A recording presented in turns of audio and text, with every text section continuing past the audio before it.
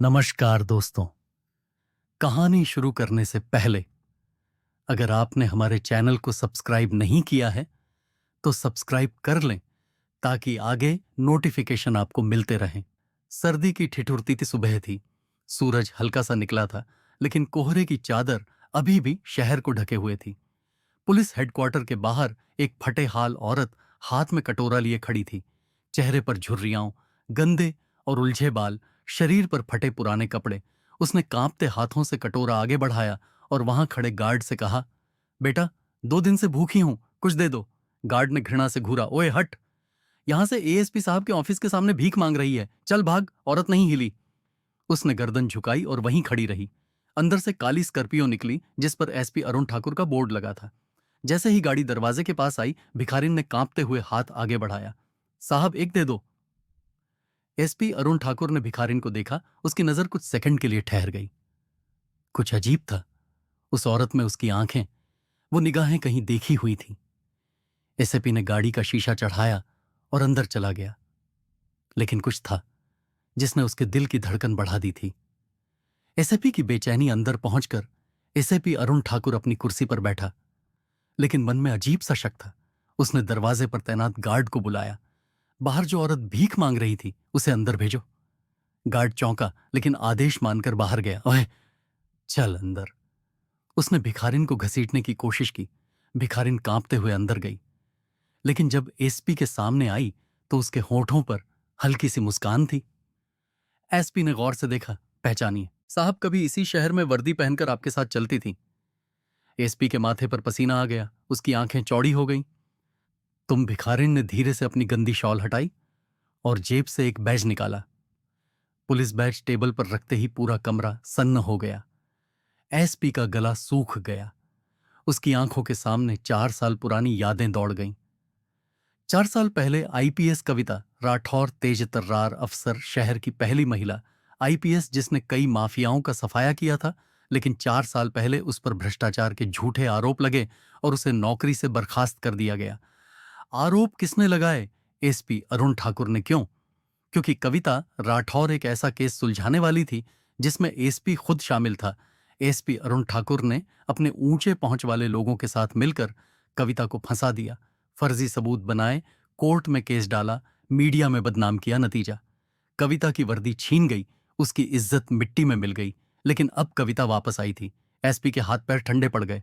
उसने कांपते हुए कहा, यह सब नाटक क्यों? तुम यहां क्यों आई हो? कविता मुस्कुराई। उसने अपने मैले कुचैले कपड़ों के अंदर से एक रिकॉर्डर निकाला और प्ले बटन दबा दिया। रिकॉर्डिंग में एसपी अरुण ठाकुर की आवाज गूंज उठी, हाँ, मैंने केस दबाने के लिए पैसे लिए थे। अगर कविता राठौर को नहीं हटाया तो मेरा खेल खत्म हो जाएगा। पूरा कमरा सन्नाटे में डूब गया। एसआईपी की आंखों में डर था। कविता ने धीरे से कहा, सबूत चाहिए था तो 4 साल लगे, लेकिन आज मैं तुम्हें बेनकाब करने आई हूं। दरवाजा खुला और खेल पलट गया। दरवाजा खुला, क्राइम ब्रांच की टीम अंदर आई। एसआईपी अरुण ठाकुर, आपको भ्रष्टाचार और साजिश के आरोप में गिरफ्तार किया जाता है। एसआईपी की आंखें फटी रह गईं। वो कुर्सी से खड़ा हुआ। यह झूठ है, मुझे फंसाया जा रहा है। लेकिन कविता ने आगे बढ़कर उसकी कलाई पकड़ ली। नहीं अरुण, 4 साल पहले तुमने मुझे फंसाया था, अब तुम्हारी बारी है। एसपी के हाथों में हथकड़ी डाल दी गई। कमरे में मौजूद हर पुलिस अधिकारी स्तब्ध था। 4 साल पहले जिस कविता राठौर को गुनहगार बताया गया था, आज वही इंसाफ दिलाने वापस आई थी। एसपी अरुण ठाकुर की आंखों में गहरा डर था। लेकिन कहानी यहां खत्म नहीं हुई थी, क्योंकि आईपीएस कविता राठौर का बदला अभी पूरा नहीं हुआ था। एसपी अरुण ठाकुर के हाथों में हथकड़ी पड़ चुकी थी। पुलिस हेडक्वार्टर में सन्नाटा था। कोई कुछ नहीं बोल रहा था। बस आईपीएस कविता राठौर की आंखों में जलती हुई आग देख रहा था। 4 साल पहले जिस महिला को इसी दफ्तर से निकालकर जलील किया गया था, आज वही मुख्य आरोपी को गिरफ्तार करवा रही थी।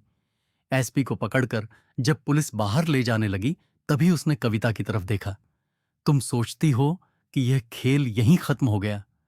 तुम नहीं जानती इस सिस्टम में असली ताकत किसके पास है। कविता मुस्कुराई, यही तो गलती कर दी तुमने। अरुण, तुमने सोचा कि मैं भी तुम जैसी हूं, लेकिन तुम भूल गए कि मैं आईपीएस हूं और यह सिर्फ शुरुआत है।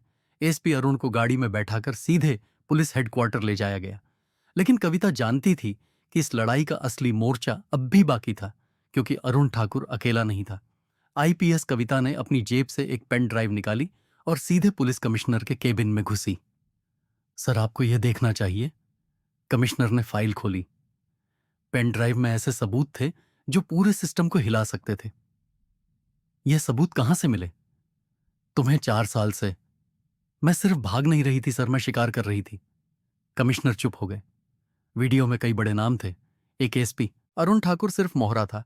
दो, उसके पीछे डीआईजी प्रशांत मेहरा था जो हर महीने करोड़ों की हेराफेरी कर रहा था। 3, इसमें कुछ मंत्री और बिजनेसमैन भी शामिल थे। अगर मैंने यह सबूत मीडिया में दे दिए तो पूरा महकमा हिल जाएगा। कमिश्नर सोच में पड़ गए। कविता ने उन्हें सीधे निशाने पर ला दिया था। तुम्हें क्या चाहिए? कविता ने टेबल पर हाथ रखा। मुझे डीआईजी प्रशांत मेहरा तक पहुंचना है। कमिश्नर चुप रहे, फिर धीरे से कहा, अगर तुम यह लड़ाई लड़ना चाहती हो तो तुम्हें अकेले ही लड़नी होगी। कविता मुस्कुराई। मैं तो अकेले ही आई थी सर। डीआईजी प्रशांत मेहरा, असली खेल तो यहां था। डीआईजी प्रशांत मेहरा दिल्ली में बैठा था। जब उसे खबर मिली कि एसपी अरुण ठाकुर गिरफ्तार हो चुका है तो उसके होश उड़ गए। कविता अभी तक जिंदा थी। उसने तुरंत फोन उठाया और एक आदमी को कॉल किया, उसे खत्म कर दो। आज रात से पहले कविता को इसका अंदाजा था, इसलिए वह खुद शिकारी बनने निकल पड़ी। रात का खेल, मौत का सामना, आईपीएस। कविता अकेली थी। उसने अपने पुराने सोर्सेस से डीजी की पूरी लोकेशन ट्रैक कर ली थी। रात के 12 बजे दिल्ली के बाहरी इलाके में एक पुराने वेयर हाउस के बाहर 2 काली गाड़ियां खड़ी थीं। अंदर डीआईजी प्रशांत मेहरा, 4 गार्ड्स और उसके 2 खास आदमी बैठे थे। अब कविता ज्यादा दिन जिंदा नहीं रहेगी, प्रशांत ने हंसते हुए कहा। कौन नहीं रहेगा? आवाज दरवाजे से आई। सबने मुड़कर देखा। आईपीएस कविता राठौर दरवाजे पर खड़ी थी। फायरिंग शुरू जैसे ही गार्ड्स ने बंदूकें उठाई, कविता ने एक झटके में टेबल के नीचे से एसएमजी निकाली और सीधा फायर कर दिया। पहली गोली पहले गार्ड के माथे में, दूसरी गोली दूसरे गार्ड के कंधे में। बचे हुए 2 गार्ड्स ने गोली चलाई, लेकिन कविता ने टेबल पलटकर खुद को कवर कर लिया। भागो यहां से, प्रशांत चिल्लाया और बाहर की तरफ दौड़ा। लेकिन जैसे ही वह गाड़ी तक पहुंचा, कविता पहले से वहां खड़ी थी। अब कहां भागोगे डीआईजी साहब? प्रशांत ने बंदूक निकाली, लेकिन कविता ने सीधे उसके हाथ पर गोली मार दी। प्रशांत जमीन पर गिर गया। कविता ने उसकी गर्दन पकड़कर कहा, 4 साल पहले तुमने मुझे मरवाने की कोशिश की थी। आज मैं तुम्हें जिंदा छोड़ रही हूं ताकि तुम्हें जेल में सड़ते देख सकूं। उसने कॉल किया। कमिश्नर साहब, डीआईजी प्रशांत मेहरा गिरफ्तार हो चुका है। सुबह का अखबार। आईपीएस कविता राठौर ने पूरा सिस्टम हिला दिया। एसपी अरुण ठाकुर गिरफ्तार, डीआईजी प्रशांत मेहरा गिरफ्तार, भ्रष्टाचार में शामिल कई नेता और बिजनेसमैन एक्सपोज। पूरा देश हिल चुका था। 4 साल पहले जिसे गुनहगार बताया गया था, आज वही देश की हीरो बन गई थी। खेल खत्म नहीं। कविता अपने नए ऑफिस में बैठी थी। उसकी वर्दी वापस आ चुकी थी। तभी फोन बजा। मैडम, हमारे पास एक और लिस्ट है, इसमें कुछ और बड़े नाम हैं। कविता मुस्कुराई। उसने गहरी सांस ली और कहा, तो खेल अभी खत्म नहीं हुआ। अगला शिकार कौन है? आईपीएस कविता राठौर की वापसी। 4 साल की लड़ाई के बाद आईपीएस कविता राठौर ने उन गुनहगारों को सजा दिलवाई जिन्होंने उसे झूठे केस में फंसाकर बर्बाद करने की कोशिश की थी। लेकिन खेल यहीं खत्म नहीं हुआ था, क्योंकि अब सिस्टम के सबसे बड़े मगरमच्छ उसके निशाने पर थे। एक नया मिशन, मौत की लिस्ट। सुबह के 6 बजे आईपीएस कविता अपने ऑफिस में बैठी थी। उसकी टेबल पर एक लाल फाइल पड़ी थी। मैडम, ये वह नाम है जिनके खिलाफ सबूत इकट्ठा किए गए हैं। फाइल खोली। वन मंत्री सुरेश ठाकुर, देश का सबसे बड़ा घोटालेबाज।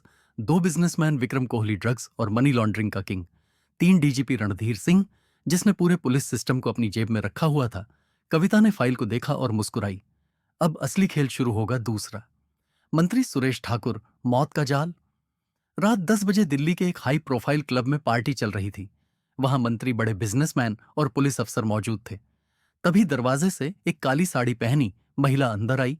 उसकी आंखों में चमक थी, चाल में आत्मविश्वास। कोई नहीं जानता था कि वह आईपीएस कविता राठौर थी। मंत्री सुरेश ने जैसे ही उसे देखा, उसकी नजरें ठहर गईं। आप कौन? उसने पूछा। कविता मुस्कुराई और धीरे से उसके कान में कहा, जिससे बचने के लिए तुमने करोड़ों खर्च किए, मैं वही हूं। मंत्री का चेहरा सफेद हो गया। कविता ने अपने पर्स से एक पेन ड्राइव निकाली और उसे टेबल पर रख दिया। यह रहा तुम्हारा काला चिट्ठा, तुम्हारे बैंक अकाउंट्स, तुम्हारे ड्रग्स के सौदे, तुम्हारी किडनैपिंग रैकेट, सबका सबूत। मंत्री हड़बड़ा गया। तुम चाहती क्या हो? कविता ने जेब से एक रिवॉल्वर निकाली और उसकी टेबल पर रख दी। तुम्हारे पास दो रास्ते हैं, या तो अगले 24 घंटे में खुद सरेंडर कर दो, या फिर मैं वह करूंगी जो अब तक नहीं किया। मंत्री के चेहरे पर पसीना था। उसे समझ आ गया कि खेल खत्म हो चुका था। 3 बिजनेसमैन, विक्रम कोहली, मौत का सौदागर। रात 2 बजे विक्रम कोहली अपने प्राइवेट विला में बैठा था। वह पूरे देश में ड्रग्स और ह्यूमन ट्रैफिकिंग का सबसे बड़ा नाम था। लेकिन अब उसकी बारी थी। तभी उसके फोन पर कॉल आया। सर, हमारे गोदाम में पुलिस रेड पड़ी है। विक्रम के होश उड़ गए। कौन लीड कर रहा है रेड? आईपीएस कविता। राठौर क्या? विक्रम तेजी से बाहर भागा। लेकिन जैसे ही वह अपनी गाड़ी में बैठा, पीछे से किसी ने उसकी गर्दन पर पिस्तौल टिका दी। इतनी जल्दी में कहां जा रहे हो विक्रम? विक्रम ने मुड़कर देखा। कविता राठौर खड़ी थी। तुम यहां? कविता मुस्कुराई। तुम्हारी गिरफ्तारी का वारंट तैयार है, लेकिन सोच रही हूं कोर्ट तक पहुंचने से पहले ही तुम्हें खत्म कर दूं। विक्रम ने घबरा कर कहा, तुम यह नहीं कर सकती। कविता ने गहरी सांस ली और कहा, नहीं कर सकती। देखो, तुम्हारी पूरी दुनिया जल रही है। विक्रम ने सामने देखा। उसका पूरा ड्रग्स गोदाम जल रहा था। कविता ने अपने फोन पर एक बटन दबाया और अगले ही सेकंड पूरी बिल्डिंग में विस्फोट हो गया। अब तेरा बिजनेस भी गया और तेरा खेल भी खत्म। पुलिस टीम आई और विक्रम कोहली को गिरफ्तार कर लिया गया। चौथा, डीजीपी रणधीर सिंह सिस्टम का असली गद्दार। अब सिर्फ एक नाम बचा था, डीजीपी रणधीर सिंह, जो पूरे सिस्टम को अपनी जेब में रखता था। कविता जानती थी कि अगर उसे गिराना है तो पूरी प्लानिंग से गिराना होगा। रात 11 बजे डीजीपी अपने बंगले में बैठा था, तभी टीवी पर एक ब्रेकिंग न्यूज आई। आईपीएस कविता राठौर ने ड्रग्स किंग विक्रम कोहली को गिरफ्तार किया। डीजीपी गुस्से से बिफर पड़ा। इस औरत ने तो पूरी गेम ही पलट दी। तभी उसके फोन पर कॉल आया। सर, हमें एक वीडियो मिला है जिसमें आपके खिलाफ सारे सबूत हैं। क्या वीडियो पुलिस हेडक्वार्टर से लीक हुआ है? डीजीपी का चेहरा पीला पड़ गया। उसने जल्दी से अपना फोन उठाया और दिल्ली के सबसे बड़े माफिया डॉन को कॉल किया। मुझे तुरंत इस कविता को मरवा दो। लेकिन तभी उसके फोन पर एक मैसेज आया। रणधीर सिंह, तुम्हारे लिए एक गिफ्ट है, बाहर देखो। डीजीपी दौड़कर बाहर आया। वहां 10 पुलिस की गाड़ियां खड़ी थीं और उनके बीच में आईपीएस कविता राठौर खड़ी थी। डीजीपी के चेहरे पर डर था। रणधीर सिंह, अब बचने का कोई रास्ता नहीं है, तुम्हारा खेल खत्म। पुलिस ने डीजीपी रणधीर को गिरफ्तार कर लिया। 5वां आखिरी मोड़ कविता का फैसला। अब सिस्टम के सबसे बड़े मगरमच्छ गिर चुके थे। मंत्री जेल में था, ड्रग्स माफिया खत्म हो चुका था, डीजीपी गिरफ्तार हो चुका था, आईपीएस। कविता ने अपनी कुर्सी पर बैठकर एक गहरी सांस ली। तभी एक जूनियर अफसर आया और पूछा, मैडम, अब क्या करेंगे? कविता ने मुस्कुराकर कहा, अय्या, शिकार ढूंढेंगे। आईपीएस कविता राठौर अब देश की सबसे चर्चित अफसर बन चुकी थी। उसने सिस्टम के सबसे बड़े मगरमच्छों को धूल चटा दी थी। लेकिन उसका सफर अब भी खत्म नहीं हुआ था। उसके दिमाग में एक ही सवाल घूम रहा था, क्या यह सिस्टम सच में सुधर सकता है, या इसे जड़ से खत्म करना ही एकमात्र रास्ता है? आखिरी मोड़, सबसे बड़ा खेल। कविता के ऑफिस में फोन बजा। उधर से आवाज आई, मैडम, आपको तुरंत हेडक्वार्टर आना होगा, हमें एक और लिस्ट मिली है। कविता तुरंत उठी और अपनी गाड़ी में बैठी। जब वह हेडक्वार्टर पहुंची तो कमिश्नर ने उसे एक लाल फाइल सौंपी। यह उन लोगों की लिस्ट है जिन्होंने अभी तक कानून से बचने का तरीका निकाल लिया है। कविता ने फाइल खोली। एक अश्विन चौबे, देश का सबसे बड़ा हथियार डीलर, जो आतंकियों तक हथियार पहुंचाता था। 2 विकास त्रिपाठी, एक सफेदपश नेता जिसने हजारों करोड़ का सरकारी पैसा लूट लिया। 3 जनरल आर के नायर, एक भ्रष्ट सैन्य अधिकारी जो दुश्मनों को खुफिया जानकारी बेच रहा था। कविता ने फाइल बंद की और कमिश्नर की ओर देखा। अब यह मेरी जिम्मेदारी है, इनका अंत मैं ही करूंगी। कमिश्नर ने सिर हिलाया। लेकिन इस बार खेल और भी खतरनाक होगा कविता। ये लोग तुम्हें किसी भी हालत में जिंदा नहीं छोड़ेंगे। कविता ने एक हल्की मुस्कान दी। अगर मौत मेरे पास आ भी जाए तो मैं उसे भी सलाम ठोकने पर मजबूर कर दूंगी। पहला शिकार, अश्विन चौबे। रात का समय था। मुंबई के एक बंदरगाह पर काले कपड़ों में ढके हुए कुछ लोग भारी हथियारों की डील कर रहे थे। बीच में अश्विन चौबे खड़ा था, जो अपने आदमियों के साथ इस डील को पूरा करने आया था। तभी एक धमाका हुआ। पूरा इलाका धुएं से भर गया। क्या हो रहा है? अश्विन चिल्लाया। धुआं हटते ही सामने आईपीएस कविता राठौर खड़ी थी, हाथ में बंदूक लिए। खेल खत्म अश्विन, उसने कहा। अश्विन ने भागने की कोशिश की, लेकिन कविता ने हवा में एक गोली चलाई। अगर एक कदम भी आगे बढ़ाया तो अगली गोली तुम्हारे सिर में होगी। अश्विन रुक गया। पुलिस की गाड़ियां चारों ओर से उसे घेर चुकी थीं। अरेस्ट हिम, कविता ने आदेश दिया। पुलिस ने अश्विन चौबे को पकड़ लिया। दूसरा निशाना, विकास त्रिपाठी। विकास त्रिपाठी किसी राजा की तरह अपने आलीशान बंगले में बैठा था। उसके चारों ओर बॉडीगार्ड्स तैनात थे। उसे पूरा भरोसा था कि कोई उसका कुछ नहीं बिगाड़ सकता। लेकिन कविता का अगला कदम इतना जबरदस्त था कि उसने उसकी पूरी दुनिया हिला दी। टीवी चैनलों पर अचानक एक वीडियो प्रसारित होने लगा। इसमें विकास त्रिपाठी के सारे भ्रष्टाचार और घोटालों के सबूत थे। बैंक खातों की डिटेल्स, नकली कंपनियों की जानकारी और वह सीसीटीवी फुटेज जिसमें वह सरकारी अफसरों को रिश्वत दे रहा था। विकास त्रिपाठी ने घबराकर टीवी बंद किया। तभी दरवाजे पर तेज धक्का पड़ा। बूम! पुलिस ने बंगले का दरवाजा तोड़ दिया। अंदर घुसते ही कविता ने विकास को गर्दन से पकड़ लिया। अब तुम्हारे सारे पापों का हिसाब होगा। विकास ने बचने की कोशिश की, लेकिन कोई रास्ता नहीं था। उसे हथकड़ी पहनाकर सीधा जेल भेज दिया गया। अंतिम शिकार जनरल आर के नायर। यह सबसे कठिन मिशन था, क्योंकि इस बार दुश्मन सिर्फ भ्रष्ट नहीं था, बल्कि वह देशद्रोही भी था। जनरल नायर एक प्राइवेट हेलीकॉप्टर से देश छोड़कर भागने वाला था, लेकिन कविता पहले ही उसके प्लान को समझ चुकी थी। हवाई अड्डे पर जब नायर हेलीकॉप्टर में बैठने वाला था, तभी रनवे पर एक पुलिस जीप आई और सामने आकर रुकी। कविता राठौर उतरकर उसके सामने खड़ी हो गई। भागने की कोशिश मत करना जनरल, तुम्हारी गिरफ्तारी का वारंट जारी हो चुका है। नायर हंसा। तुम मुझे पकड़ नहीं सकती कविता, मैं इस देश के सिस्टम से भी बड़ा हूं। कविता ने अपनी जेब से एक रिमोट निकाला और एक बटन दबाया। हेलीकॉप्टर में एक जोरदार धमाका हुआ। पूरा चौपर जल उठा। अब कोई भाग नहीं सकता। जनरल नायर को घेर लिया गया। उसके चेहरे से घमंड गायब हो चुका था। तुम्हें इस देश के साथ गद्दारी की बहुत बड़ी कीमत चुकानी पड़ेगी, कविता ने कहा। खेल खत्म। कविता की आखिरी चाल। अब सिस्टम के सबसे बड़े गद्दार गिर चुके थे। देश भर में आईपीएस कविता राठौर की जय जयकार हो रही थी, लेकिन कविता जानती थी कि यह सिर्फ एक लड़ाई थी। जंग अब भी बाकी थी। एक शाम जब कविता अपने ऑफिस में बैठी थी, तभी उसका फोन बजा। मैडम, एक और लिस्ट मिली है। कविता ने फोन उठाया। कौन है इस बार?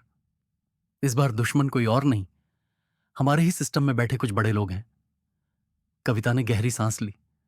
वह खिड़की के बाहर देख रही थी। आसमान में हल्का अंधेरा था, लेकिन तारे चमक रहे थे। उसने फोन रखा और अपनी बंदूक उठाई। अब नया मिशन शुरू होगा आईपीएस। कविता राठौर एक बार फिर अपने मिशन पर थी। दोस्तों, कैसी लगी ये कहानी? अगर आपको मजा आया हो तो इस वीडियो को लाइक करें, शेयर करें